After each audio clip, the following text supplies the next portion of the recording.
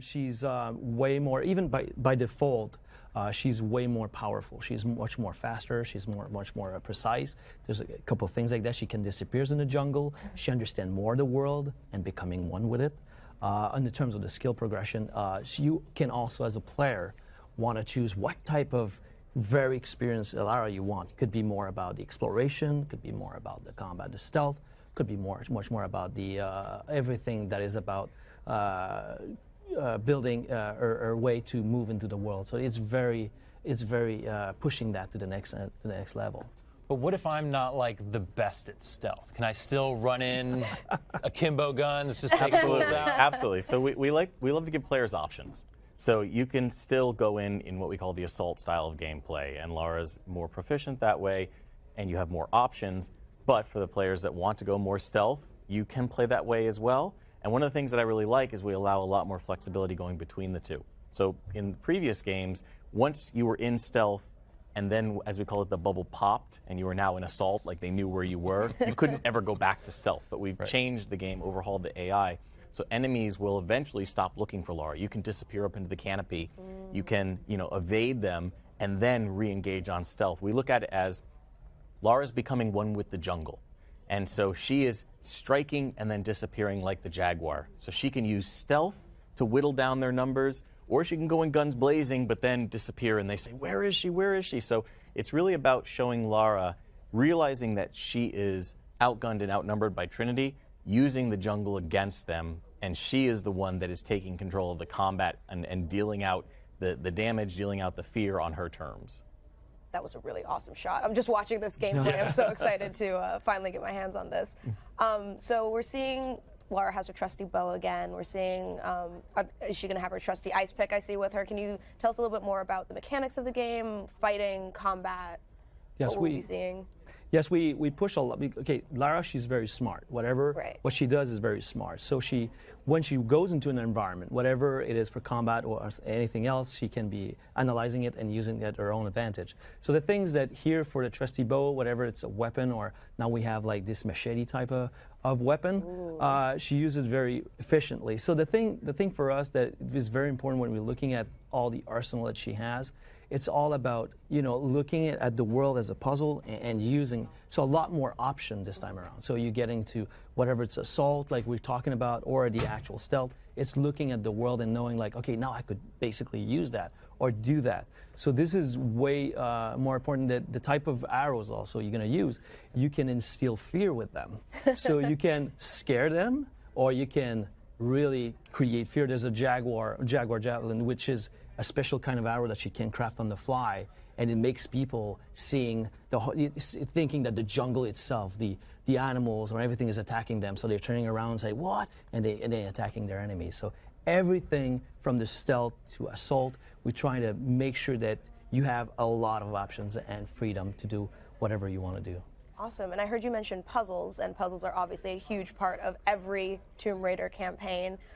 Can you tell us maybe what the balance between puzzles and combat will be? I know that you said this is just a larger game in general, so are we looking forward to like some real nail-biting, like mind-boggling puzzles? We are, and I think that we look at the world itself as a character, and the world is protecting its secrets. And Lara is one of the few people that can go into these hidden pockets of the world and survive. And so we put Lara in a jungle. It's one of the deadliest places in the world. Everything is trying to kill you.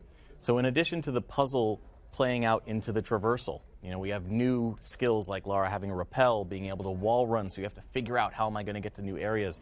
We put them into the combat, as Dan was saying, so that you're approaching it like, okay, what skills do I need to use? Lara's learning from what happens to her. For example, there's a scene where she's faced off with a jaguar, and then another jaguar is using that distraction to sneak up behind her, and Lara learns, okay, using distraction. And then after that, you're able to use a distraction arrow to make an enemy turn around quickly and fire and shoot his friends. So Lara learns from the world in a puzzle like that.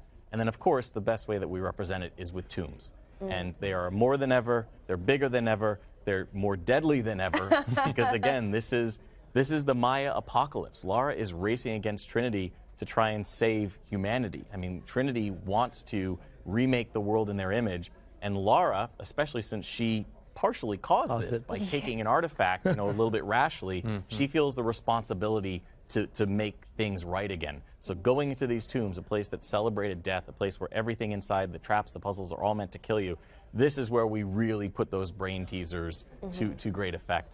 And I think one of the things that's really exciting about this, something our fans have been asking for, we've changed the difficulty now. So you can set on 4 different options how you want the difficulty. Yes. So it's not just that you change the difficulty and everything scales back. You can change the traversal, the navigation, the combat, and the puzzle difficulty independently. So for example, when you are in a puzzle situation, if you're on easy, Lara's going to talk to herself, give herself plenty of hints. If you're on normal, she may make some passing references. On hard, she won't talk to herself at all. Where was this? This is my new. whole life. This is completely I love new. this. And here, you'll love this. You'll love this even more on the traversal. It's something our fans have been asking for. On the navigation, if you want to figure out where you can go in the environment, again, it's reinforcing that puzzle part. You know, we have sort of the white ledge markings to show where you could climb up or do a double jump. In easy, they are there. In normal, they're actually a little bit more blended into the background, and in hard, they're gone. So the idea is that from the community's requests, we've overhauled the difficulty so you could have difficult combat, easy navigation, and medium puzzles if you want. Or if you just wanted to be literally Lara Croft, you could just turn everything to hard. You change everything to what we call Ultimate Survivor mode. No, it's Deadly Obsession. Yeah. And it's crazy because it's bringing what on Rise we call the Ultimate Survivor, and we push it to the next level. So it's even because the game in general is harder. Right. Because we want to showcase how how the Lara is much more competent in what she does. But you have this deadly obsession. We call it deadly obsession because you have to be obsessed to put it that level. Yeah, it means that you can only save the game only saves at campfires. Yes. No health regen. Enemies are much harder. They have body armor. They have more weapons. You have less weapons. It costs you. Actually costs you resources to make a campfire so you can save the game. It's hardcore. I can't wait to play that for 10 minutes and then realize I'm not good enough and turn that back off. That sounds extremely hard. Oh my goodness. I mean, as I was talking to you earlier, as a long time Tomb Raider fan, I think my first Halloween costume when I was a little girl was like Lara Croft. That is awesome. So this is the franchise for me. I'm just so happy to see Lara even getting closer to her OG costume a little bit. It seems like it's changed it a little bit more. And it's with our modern survival action take on it, right? We always want to view things through that modern lens. So we're going to give you a little bit closer to the teal tank top. We're going to give you a little bit closer to the leather gloves. But we're doing it through our lens because this is still Lara Croft. She's still on her way to becoming that sort of legend that everybody knows. But this is absolutely her at the height of her powers. This is what I like to call pre-locking Jeeves in a freezer. But still the amazing badass that we've come to know and love. And as you were saying, getting back, look at her muscles, my God. Yes. That was a conscious effort as well. Oh, exactly. She's so buff. Because when you're looking at the traversal, again, remember, she's been through a lot. Right. And when you're looking at the traversal now, she has not just the wall running, not just the rappelling, she will climb upside down on ceilings at points. Exactly. Is she life goals or wife goals? I do not know. Maybe definitely both. She's so phenomenal. I'm so excited to get back into the world of Lara, like being in this mindset and playing this character, one that we've known for so many years. It feels like going home. And to know that so much passion and love is being put into it, listening to the community to make it even a harder game, to add more just challenges, more tombs, more puzzles. It's like, this is everything a gamer could want. Well, thank you. I really appreciate that. And we look at it as it's a little bit of something for everyone, because if you have been there from the beginning and you've seen the origin story, this is absolutely coming to fruition. This is how does Lara finally resolve this? How does she? And the shadow speaks to that, like the word shadow with the eclipse, with stepping out of your father's shadow, with the shadow side of herself, of the fact that a Tomb Raider, being a Tomb Raider, casts a long shadow. Like all of these things are in the world, but at the same point, if you haven't played the game before, this is the point to jump on, because this is where we just ratchet everything up to 11. These are the world stakes of it's the Maya apocalypse, and Lara is racing that ticking clock to stop it. So we think that fans will absolutely see this as a culmination. People who haven't played it will see it as, okay, this is the defining moment. This is when Lara becomes the Tomb Raider. So this is the wrap-up to the story that we've This is the wrap-up of the origin story. Of the origin story.